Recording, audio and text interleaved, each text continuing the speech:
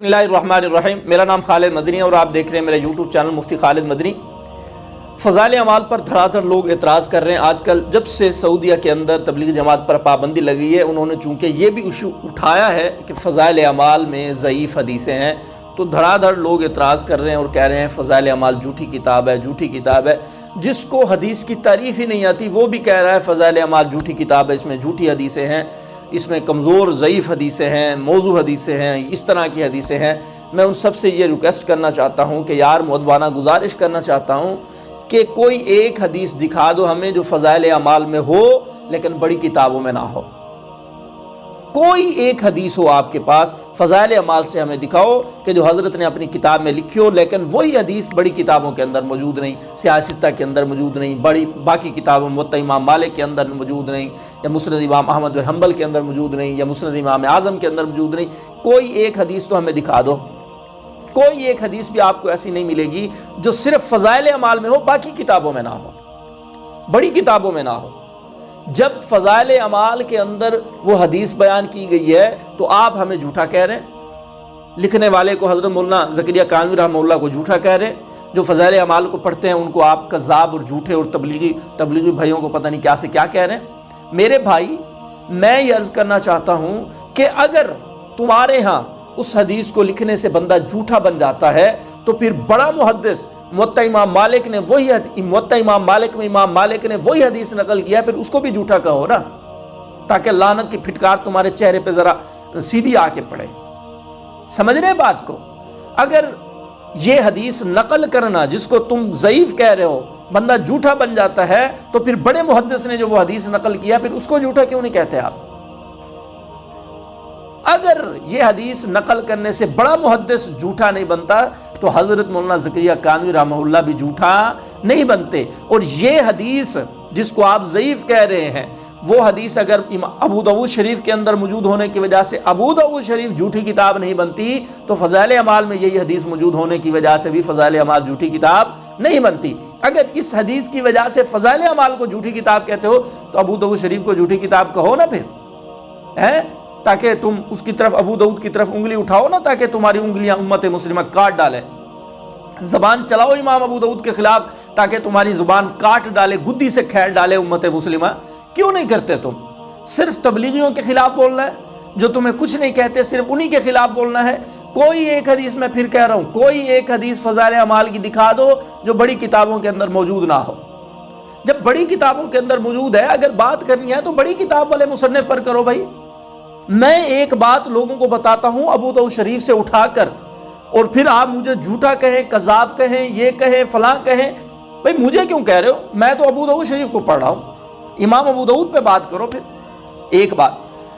दूसरी बात यह है कि भाई इल्म से कोरे मत बनो, कुछ इल्म हासिल करो। जो ज़ईफ़ हदीस होती है वो आमाल के फ़ज़ाइल में चल जाती है। समझ रहे हैं बात को? ज़ईफ़ हदीस से वाजिब फ़र्ज़ ये चीज़ें साबित नहीं होती फ़ुक़हात के नज़दीक, लेकिन उससे आमाल के फ़ज़ाइल को बयान किया जा सकता है। हज़रत ने भी कोई फ़ज़ाइल अमाल के अंदर कोई फ़र्ज़ वाजिब नहीं बयान किए, बल्कि आमाल के फ़ज़ाइल बयान किए हैं भाई। और क्या किया है? और कुछ लोग कहते हैं इस वजह से हम इसको किताब को झूठा कहते हैं क्योंकि इसके अंदर जो है वो ऐसे किस्से हैं जिनको अक्ल नहीं मानती। मसलन एक जो है वो अल्लाह वाले का किस्सा लिखा है, वो कई हज़ार नफलें पढ़ता था दिन में, तो अक्ल इसको नहीं मानती कैसे पढ़ता था। एक बुजुर्ग के बारे में लिखा है कि वो कई कुरान पढ़ते थे एक दिन में, अक्ल इसको नहीं मानती। भाई दीन अक्ल के ताबे नहीं है, दीन में अक्ल नहीं चलता कि जिसको अक्ल माने आपने वो बातें माननी है, जिसको अक्ल नहीं मानता आपने वो बातें नहीं माननी। अगर तुम इस कानून के मुताबिक चलते हो तो फिर तुम मुसलमान बाकी नहीं रह जाते। मैं आपको कई कुरान की आयतें दिखा सकता हूं जिनको अक्ल नहीं मानती। अब अक्ल मानती है बिगैर आमदिन तरौनहा, अल्लाह पाक ने बगैर सतून के जो है वो आसमान को खड़ा किया हुआ, इतनी बड़ी छत और इतना बड़ा आसमान, और बगैर किसी सतून के वैसे हवा में खड़ा हुआ है, इसको अक्ल मानती है? जाइल मलाइकति रुसलन उली अजनिहा, फरिश्तों के इतने बड़े पर हैं, अकल इसको मान? हज़रत ईसा अलैहिस्सलाम بغیر باپ کے پیدا ہو گئے تو کیا اس کو عقل مانتی ہے کہ ایک بندہ بغیر باپ کے پیدا ہو جائے، مرد اور عورت کا ملاپ ہی نہ ہو، خود بخود حمل ٹھہر جائے؟ اس کو عقل مانتی ہے؟ نہ مانو پھر، آپ تو عقل پہ چلنے والے لوگ ہو نا، مت مانیے پھر اور ہو جائیے کافر۔ اور حضور اکرم صلی اللہ علیہ وسلم نے کئی حدیث میں بیان فرمایا کہ جریج مسلم شریف کے اندر حدیث موجود ہے، بنی اسرائیل کا ایک اللہ والا تھا جریج، اس کے حق میں ایک دودھ پیتا بچہ بولا ہے۔ دودھ پیتا بچہ بالکل چھوٹا سا جو بول بھی نہ سکے وہ بول سکتا ہے، عقل اس کو مانتی ہے کہ وہ بولے؟ نہیں عقل مانتی نا۔ لیکن حضور اکرم صلی اللہ علیہ وسلم فرما رہے ہیں کہ بولا ہے جریج کے حق میں، بنی اسرائیل کا بہت بڑا عالم تھا۔ تو پھر مت مانو اس کو یار، کیوں مان رہے اس کو؟ تو میرے بھائی اللہ کرنے پہ آئیں، جس کو جو طاقت دینا چاہیں دے سکتے ہیں، سمجھ رہے ہیں بات کو؟ آصف بن برقیہ حضرت سلیمان علیہ السلام کا جو صحابی تھا، اس نے پلک جھپکنے کے اوپر کئی سو میل دور تخت رکھا ہوا تھا، سامنے لا کے رکھ دیا، قبل ان یتد الیک طرفک، پلک جھپکنے کے اوپر سامنے تھا۔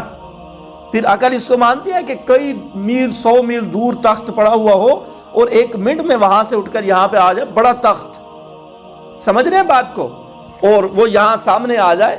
تو یہ ہو سکتا ہے؟ عقل تو اس کو نہیں مانتی، لیکن قرآن میں ہے، آپ اس کو مت مانیے اگر عقل کے تابع ہیں تو بھائی اللہ پاک جس کو جو طاقت دینا چاہیں دے سکتے ہیں، جس کے ساتھ جو کرنا چاہیں کر سکتے ہیں۔ حضرت عثمان رضی اللہ تعالیٰ کے بارے میں کان عثمان یقرأ القرآن فی رکعۃ واحدہ، حضرت عثمان ایک رکعت میں پورا قرآن پڑھتے تھے۔ اب اس کو عقل مانتی ہے کہ ایک رکعت میں بندہ الحمد سے شروع کرے والناس تک؟ ٹھیک ہے، لیکن اللہ طاقت دینے والے ہیں بھائی۔ اگر آپ عقل کی مانتے ہیں تو مت مانیے اسے اور ہو جائیے کافر۔ تو میرے بھائیوں ہاتھ جوڑ کر عرض ہے کہ فضائل اعمال پہ بات کرنے سے پہلے کچھ علم حاصل کر لو، کچھ سوچ لو کہ ہم جو بات کر رہے ہیں وہ سچ بھی ہے کہ نہیں ہے۔